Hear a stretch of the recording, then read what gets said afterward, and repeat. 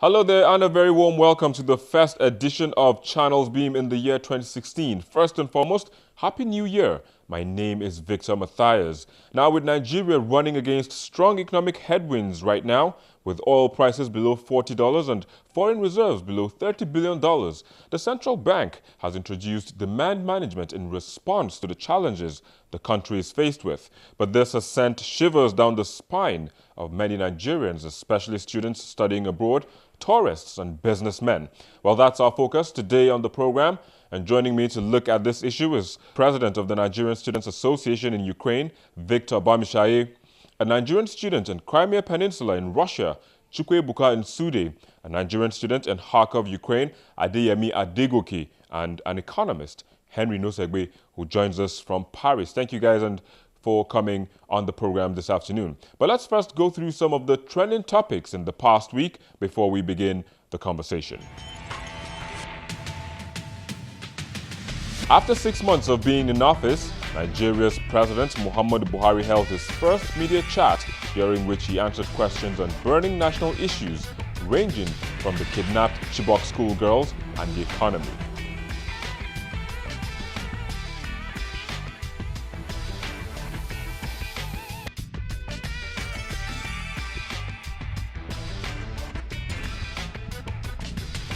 People around the world wasted no time in congratulating each other for crossing over into the year 2016. The hashtag began trending in some parts of the world due to time difference before others joined them in the new year.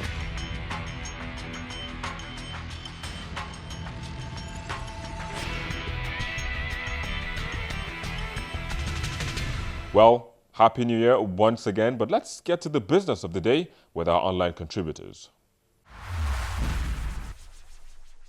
It appears the policy is aimed at conserving foreign exchange. So basically, it's an attempt at demand management, trying to ensure that minimal foreign exchange is lost, really. So the CBN is trying to ensure that people who they deem not to need foreign currency for very important things are kind of don't have access to the money. So it's kind of demand management in a way of trying to conserve the foreign exchange that is spent by Nigerians outside the country in order to ensure that we don't lose too much currency and keep the naira stable. That's kind of the objective of what the CBN is doing. One can question the methods, but the overall objective is clear, trying to minimize the loss of foreign exchange and keep the naira a bit stable. That's the overall objective. Initially, when this news broke out, I actually hoped it was a joke. By the way, I hoped this was just a stunt. I didn't believe it was going to be real. Okay, specifically, I'll be speaking for myself and people like me that stay in the Crimean Peninsula of Russia. Before this time, we usually spend at least 26 hours on the road to withdraw money, at least because of the sanctions by the EU on this place. So when the news broke out that my own country is going to make it now impossible for us to get the money, even if we travel for 26 hours, I thought it was a joke. But today, it's not a joke. I would tell you, Victor, I'm not an economist. I'm not going to be one. I'm not the governor of the CBN Bank. I don't know what the best projection is for the Naira in this year or the coming year. But right now, what I can feel and tell you right now is that it does not serve us one bit. Probably it would serve us later. Probably it would be the best policy ever. But right now, the only thing it is giving to us directly is nothing short of hardship. This policy is going to actually infringe on our well-being here, but I pray it's going to be temporary.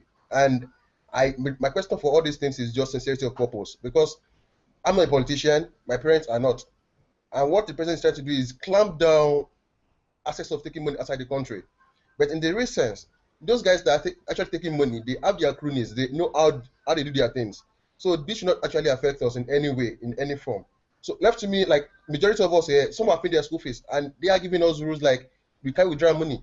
So which means they want people to be sent out of school. And what my friend actually said earlier on, that if our schools in Nigeria is actually good, we won't be here. Actually buy into the idea. All these things should not affect us in any way. In as much as we are trying to actually bring down, taking up money out of the country, but it shouldn't affect students outside, because what you can get in our country, we are trying to get it here and to make our lives better, as I said earlier on. So I see no reason why CBN should come with this policy at this time being. And if eventually they're going to give us this, I believe there should be at least a soft landing for us that are outside. We should have a notice. Just come within 2 weeks and give us this and expect us to actually to go into it. To me, it's not reasonable. In as much as it's a good thing, but sincerity of purpose and the reasonability of everything is what is in doubt for me. Because majority of us here, we are students. In Ukraine, we are not permitted to work. We have student visas. So, and we can't actually raise income for ourselves. Everything we spend here is coming from the country. So are they saying we are not Nigerians?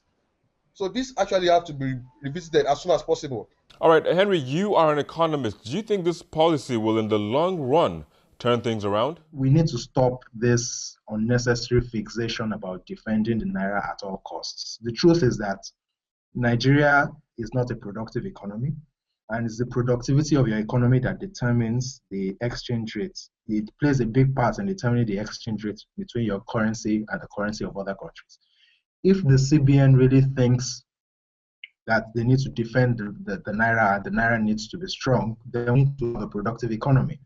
And that will not happen when you institute capital and currency controls like this, that instead of stimulating investments for people to invest in the country, stimulating business confidence, it helps to even take the foreign exchange that needs to get to the country away.